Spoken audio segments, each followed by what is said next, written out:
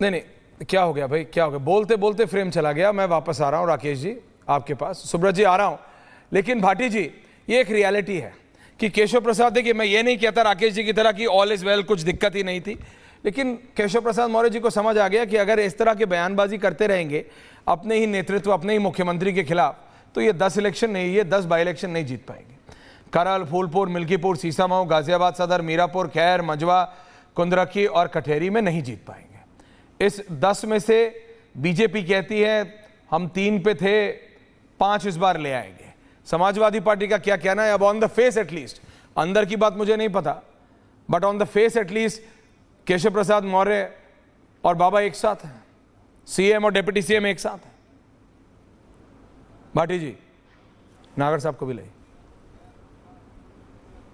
नहीं, एक तो जो आपने विषय उठाया उसकी हवा राकेश त्रिपाठी ने निकाल दी।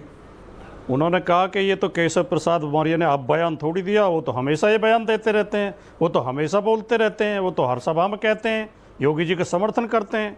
अब अगर राकेश त्रिपाठी जी की बात पर विश्वास करें तो फिर तो ये आज विषय ही नहीं रहता कोई डिबेट का। आपकी तो डिबेट ही इस विषय पर आधारित है कि अब तक केशव प्रसाद मौर्य विरोध कर रहे थे, आज वो समर्थन में आ गए।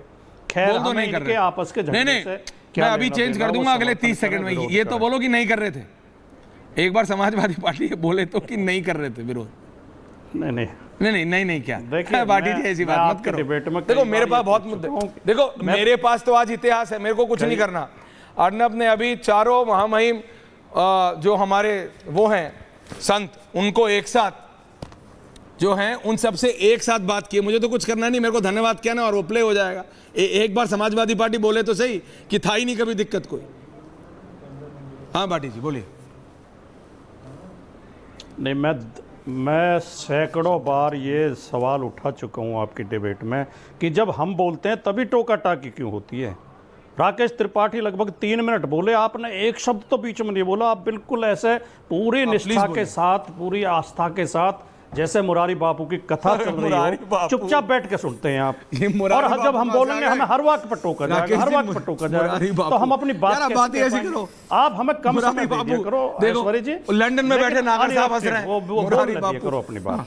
जी बोलिए बोलिए बोलिए, बात ही ऐसी करो आप। मैं और क्या कहूँ, जब आप हमें हर वक्त पर टोकोगे तो हम कह ही नहीं पाते। नहीं बोलिए बोलिए, देखिए अच्छा बोलिए।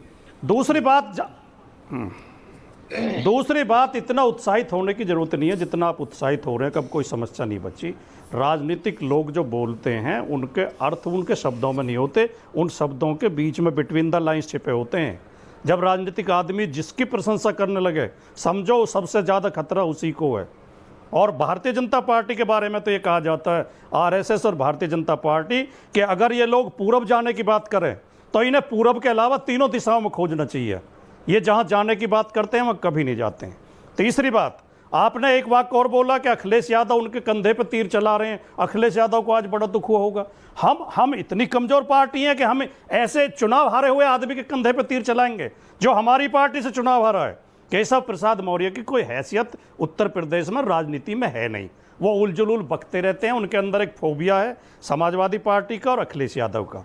अगला सवाल मेरा यह है कि जो आज आप उत्तर प्रदेश की राजनीति पर चर्चा कर रहे हैं, उत्तर प्रदेश में एक इतनी बड़ी घटना हुई है कि शायद देश के इतिहास में 1-2 ही घटना ऐसी और हुई होंगी। उत्तर प्रदेश में जो लगातार 4 साल से हम चिल्ला रहे थे और हमें आप बोलने नहीं देते थे कि योगी आदित्यनाथ ने पिछड़े और दलित लोगों के साथ बेईमानी की है, शिक्षक भर्ती में उनकी चोरी की है, उनकी सीटों की। हाई कोर्ट ने उस पर मोहर लगा दी है। हाई कोर्ट ने फैसला दे दिया है कि योगी आदित्यनाथ की सरकार ने पिछड़े और दलित कैंडिडेट्स की चोरी करके सीटें जनरल कास्ट को दी। 6800 लोगों के साथ बेईमानी की। इसी शिक्षक भर्ती के आरोप में चौटाला जी ने जेल काटी थी हरियाणा में। बिहार में लालू यादव जेल गए थे। क्या योगी आदित्यनाथ जेल जाएंगे? क्या हाई कोर्ट या सुप्रीम कोर्ट या केंद्र की मोदी जी की सरकार नौकरियों में धांधली करने वाले व्यक्ति को मुकदमा दर्ज करके जेल भेजेगी?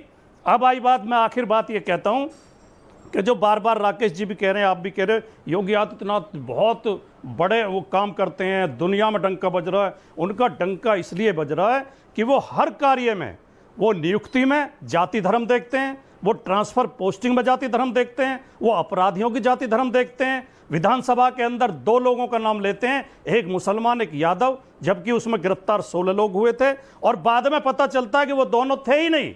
जिनके नाम मुख्यमंत्री विधानसभा के अंदर खड़े होकर ले रहे थे वो उसमें थे ही नहीं।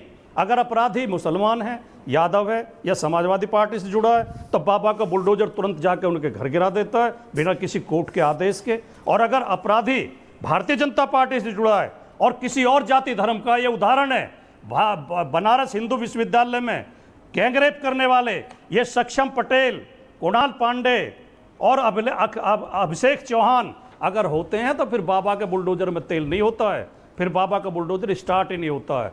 इतनी ये भेदभाव, इतने बेईमानी, इतने लोगों के खिलाफ नफरत का जो व्यक्ति सोच रखता हो उसकी मैं किसी भी तरह जल्दी क्विक बहुत लंबा ओके गॉट। लेकिन आज उत्तर प्रदेश के पिछड़े दलित जो राकेश जी आ रहा हूं, राकेश जी आ रहा हूं, वापस आ रहा हूं। सुब्रत पाठक जी, राकेश जी वापस आ रहा हूं, राकेश जी वापस आ गए इसलिए ओके भाटी, राकेश जी वापस आ रहा हूं। मैं तो सवाल पूछ रहा हूं राजकुमार भाटी से। राजकुमार भाटी, डिंपल यादव चुनाव हार गई थी तो क्या डिंपल यादव की कोई हैसियत नहीं है? यही डिंपल यादव इसी सुब्रत पाठक जी से चुनाव हारी थी तो क्या डिंपल यादव की कोई हैसियत नहीं है? धर्मेंद्र यादव चुनाव हारे थे तो क्या धर्मेंद्र यादव की कोई हैसियत नहीं है? चुनाव में जय या पराजय होती है, इसके आधार पर हैसियत तय करने लगेंगे। आपकी हैसियत है कि आप केशव प्रसाद मौर्य की हैसियत तय करेंगे। केशव प्रसाद मौर्य अपनी मेहनत से आए हैं, कोई विरासत के आधार पर नहीं है, कोई मुलायम सिंह यादव के बेटे के आधार पर अखिलेश यादव ने राजनीति खड़ी की। 14 हारे, 17 हारे, 19 हारे, 22 हारे, पंचायत हारे, निकाय हारे, उपचुनाव हारे। इतने चुनाव हारने के बाद भी अखिलेश यादव की हैसियत है।